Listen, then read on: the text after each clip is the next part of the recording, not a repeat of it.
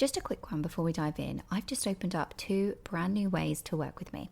If you're an established beauty professional who's ready to increase your revenue, either in your clinic or by moving into the online mentoring and educational space, you can join me for a 2-month container where we build and validate your first online offer or your next big move. Or if you're ready to go all in, there is a 7-month private mentorship where we build, launch and scale your new revenue stream together. If you're not sure which one's right for you, I'm offering a handful of free business clarity calls, quick and powerful to map out your fastest path and to see which container fits best. Just DM me the word revenue on Instagram or check the link in the show notes and email me. Let's get into the episode.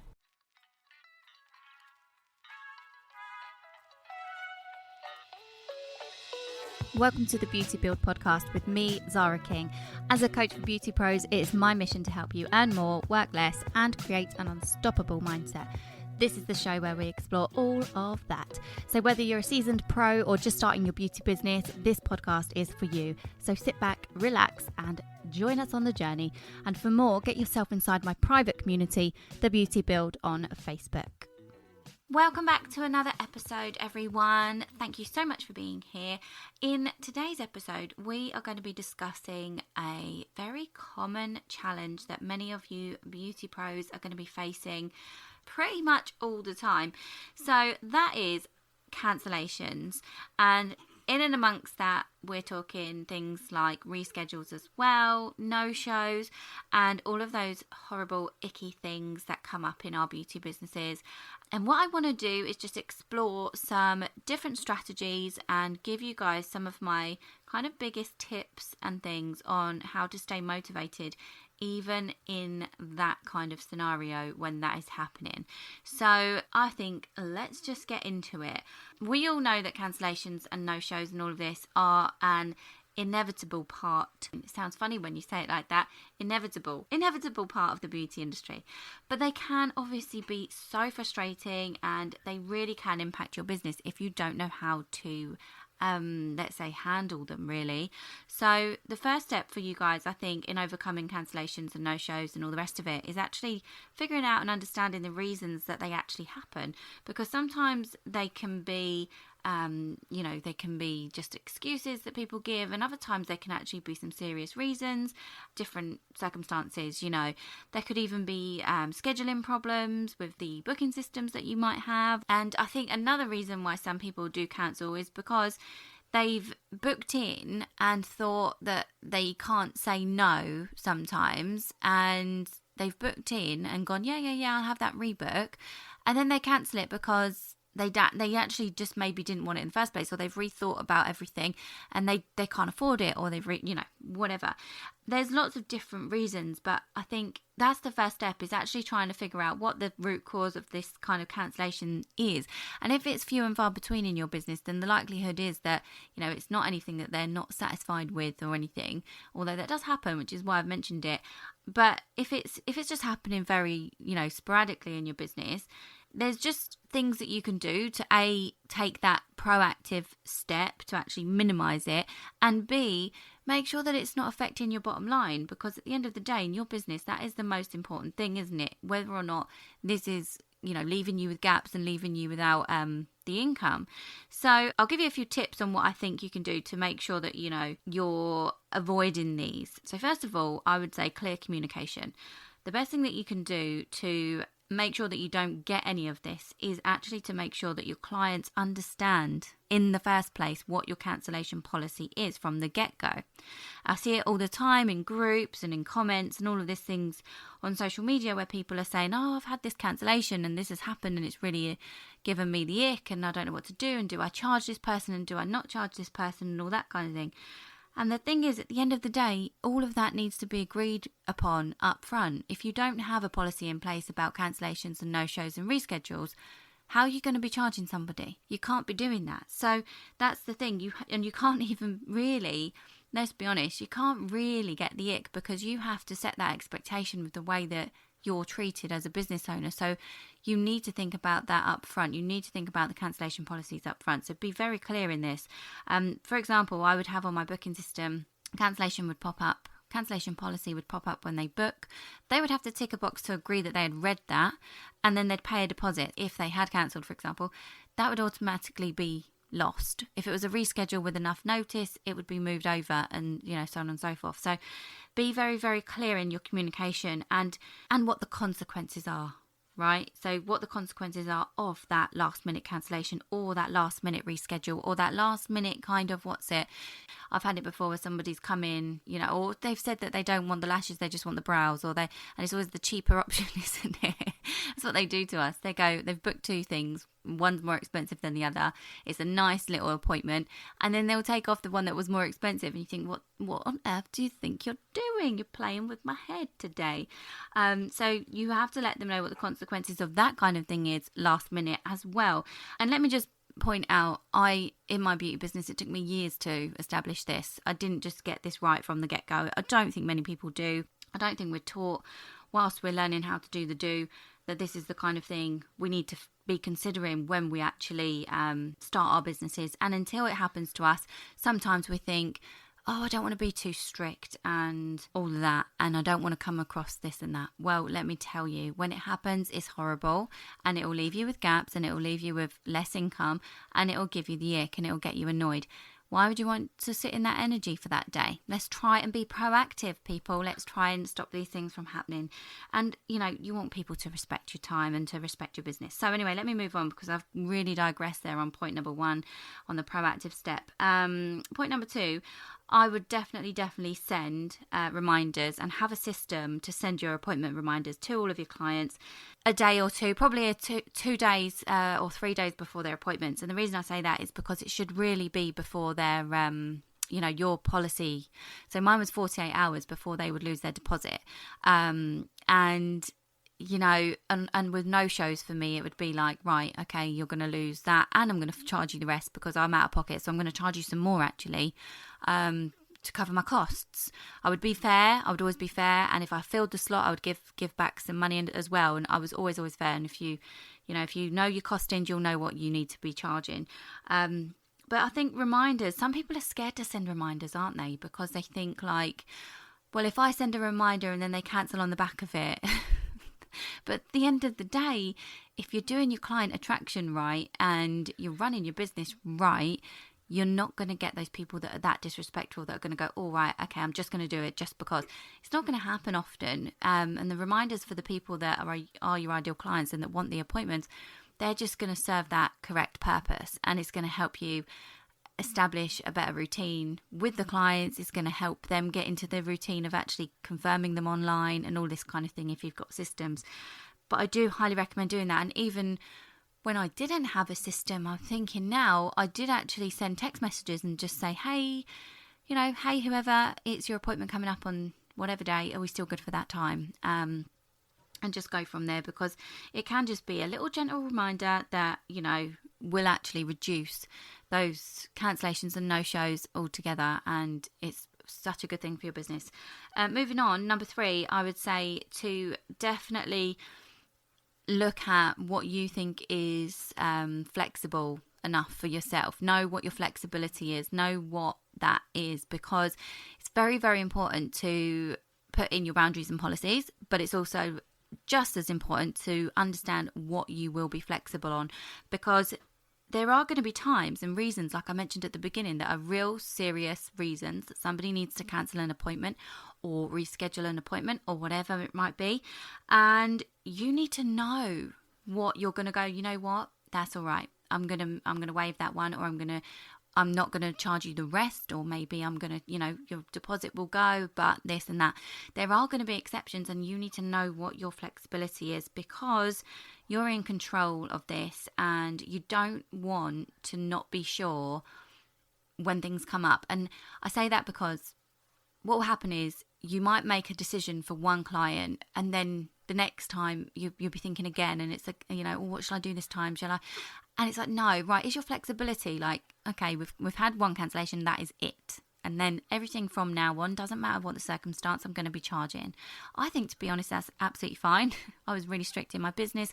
I didn't really enjoy the whole one grace thing in my business, because I thought some people will either just take that one grace and never come back, and then I'm out of pocket, or it just gets a bit confusing. I just don't like it as much. Whether or not you have, favourite clients, and you think to yourself, well, she's really, really loyal, so she spends about 200-300 quid every couple of weeks or even more. In that case, I mean, it's entirely up to you, and this is your discretion, and I wouldn't want to say what is right or wrong, and that's why I think this point is really, really important. Point number 3, know what your flexibility is, because people are going to want to reschedule appointments. Life does happen, and what it does in the long run, when you know where you're at and you feel confident with your flexibility, it will help you to build that strong relationship as well, I think, and it will probably reduce any of the likelihood of no-shows and cancellations going forward from the people that, you know, that get you and get your business and appreciate you and respect your time. So obviously those are 3 steps that you can do to start kind of minimizing the cancellations, no-shows, all of that type of thing. But I know that you also need to maintain your motivation, shall we say, and the drive that you have to continue on the path of this beautiful beauty business career that you have. So what I'm going to do is give you some steps and tips on how you can actually stay motivated, because this is really crucial in the fact that you are this business owner, this is your baby, you want to run it the best way you can, but ultimately you do want this business to be providing you with an income that you can live off of, and that you love the life that it provides you, because what would be the point in doing that if you weren't getting that? It just wouldn't be right. And if you're not loving life and you're not loving your business, it's very difficult to keep motivated and keep at it and keep wanting to do it in the best energy and in the best way for the best results, because when you come at anything in a demotivated attitude, you're not going to get the best results out of whatever it is that you're doing. So I think because this thing I call it, this ick, this cancellations and no-shows thing does really, really get to us, I think it's a really good idea if we go into some of the ways that I would stay motivated. And if you're new to my world, welcome, and you'll probably realise as you go through these episodes, and whether you see me on different social medias, I am all about creating an unstoppable mindset. So if you're not new to my world, you know some of these things that I'm about to share with you, because I bang on about it. And the reason I bang on about it is because it is not just let's do this once and let's forget about it. It's not just, oh, I've worked on my mindset and now I'm going to be a star in my business. I'm going to be able to always do things right with a great attitude and a great mindset. It's not that way at all. You have to work on your mindset all the time. So this part is all about your mindset. And the first things first, right? You need to keep focusing on the positive. And it's such a hard time to be doing that when people are cancelling and rescheduling and no-showing you, because you just want to rip your hair out. I've been there. I've done that. Got the bald patch to prove it. I'm joking, I haven't really. But you need to focus on the positive. So instead of dwelling on the fact that she did not come in today and she cancelled and he rescheduled and it was only like 20 minutes before the appointment and all of this kind of thing, stop focusing on that, because that is the problem. If you focus on the problem, you're going to get more of the problem. So what I want you to do is I want you to shift your focus to the clients that you do have coming in that day, right?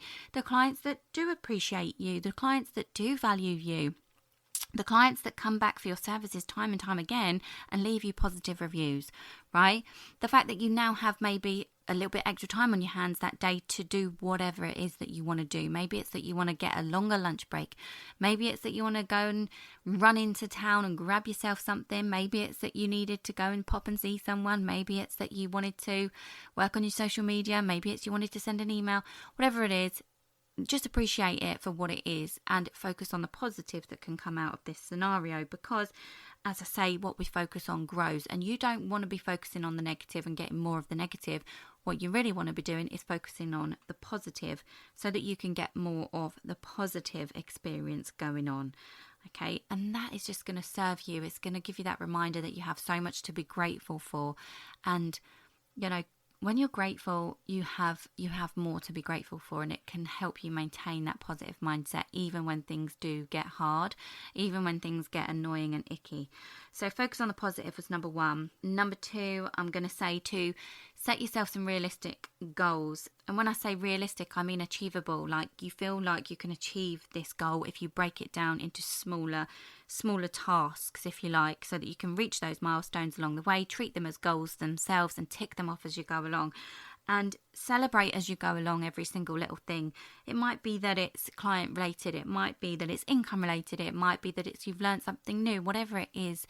Break your goals down and keep yourself going, because even then, when you're celebrating something all the time, because you're breaking it down into such small steps that the wins are happening much more regularly than if you were to wait until you hit the big goal, then you're going to be in a better mood a lot more regularly. You're going to be happier, you're going to be more positive, you're going to be kind of bouncing around, you're going to have that spring in your step. And so when something happens, like a client cancellation or a reschedule, your brain's not going to go to that place like, oh my God, this is a massive problem. No, because you're going to have other things going on in your life that are going to be bigger than that are going to be more important, that are going to keep you going, that are going to be waking you up in the morning and thinking, yes, I've got this to do today and I can't wait to get it done. So keep going with those goals so that you don't have a negative impact on yourself as much when you've got something that crops up. I think the next thing that I want to move into when it comes to your mindset around these things and how to stay motivated even when these things crop up is making sure, I've said it before and I'll say it again, making sure you are surrounding yourself with a supportive sort of bubble of fellow beauty pros. Okay, make sure you're engaging in communities online. Make sure you're attending any of the industry events that are near you or that you can get to. Make sure you're connecting with people online, like-minded people who really do understand the journey and the industry and the challenges that you're coming up against all the time, because so many people out there that are willing to help. There's so many people online that are happy to, answer questions in the DMs, or, some people are putting out some really great content as well with people that have had such good experiences and, been through a lot in the industry and been around a long time. Find these people, seek these people and find the support and engage and encourage that as well through what you put out and through how you connect with people. Because when you have something tough going on, when you have a decision to make that is tough, what do you really want to do all the time? You want to ask someone for their opinion, don't you? Now, there is absolutely no point in asking somebody's opinion who has no idea about running a beauty business. There really isn't. And there are so many groups online, and if you need any of that info, just message me. I'm more than happy to show you. The Beauty Build is one place, the private community on Facebook that I set up, which people are helping each other all the time, right? There's loads of other groups, there's loads of other places on Facebook, on Instagram, all over the show. So get yourself into those and find some positive people, and those are the people that you're going to be asking the question, this has happened, what shall I do? Don't go asking your mum and your dad and the people that don't know how to run a business, because all they want to do is keep you happy, and they're just going to tell you probably what you want to hear, or they're probably going to tell you, oh my goodness, like the polar opposite of what you really should be doing, because they might get irate for you if somebody's disrespected you. These people absolutely love you and adore you, so of course they're not going to be very happy when someone no-shows your business. I'm not going to be happy for you either. However, probably give you a much better idea of how to go about dealing with the situation with putting your business first and actually putting your business hat on. So do that. I've digressed massively on that one again. That was number 3, seek support. Surround yourself with the supportive bubble of people in the beauty industry. And moving on to number 4, I think, again, mindset is so important, and the way that you can work on your mindset is through your self-care. Okay, invest in your own self-care.